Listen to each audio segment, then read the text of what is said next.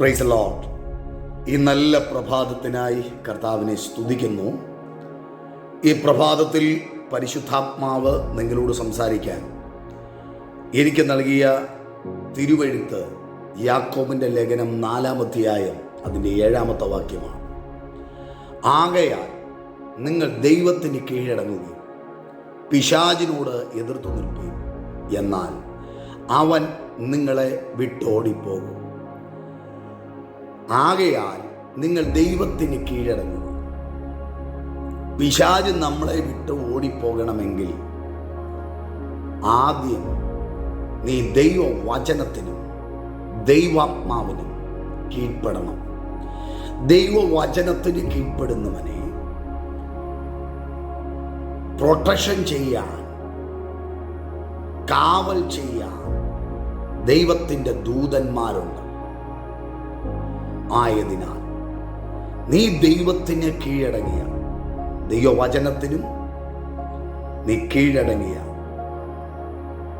ദൈവമുമ്പിൽ നീ കീഴടങ്ങിയ ഏത് പൈശാചിക മണ്ഡലങ്ങളെയും അതിജീവിക്കാൻ ഉള്ള ബലം നിന്റെ അകത്ത് ദൈവം പകരുക മാത്രമല്ല, അവൻ നിങ്ങളെ വിട്ട് ഓടിപ്പോകും.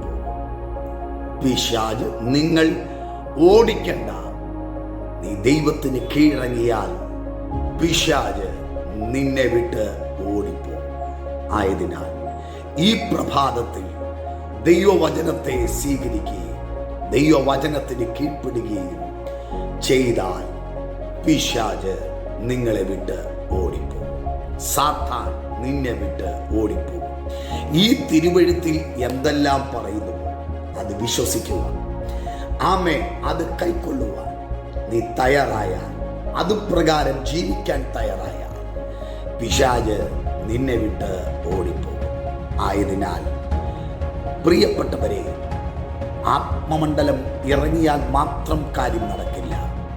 ദൈവവചനത്തിന് കീഴ്പ്പെടുന്നവൻ എവിടെയുണ്ടോ അവിടെ നിന്ന് പൈശാചിക മണ്ഡലം ഓടിമറയും.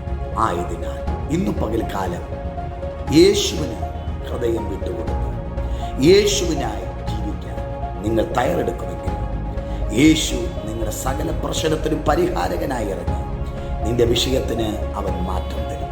God bless you in Jesus' name. Amen.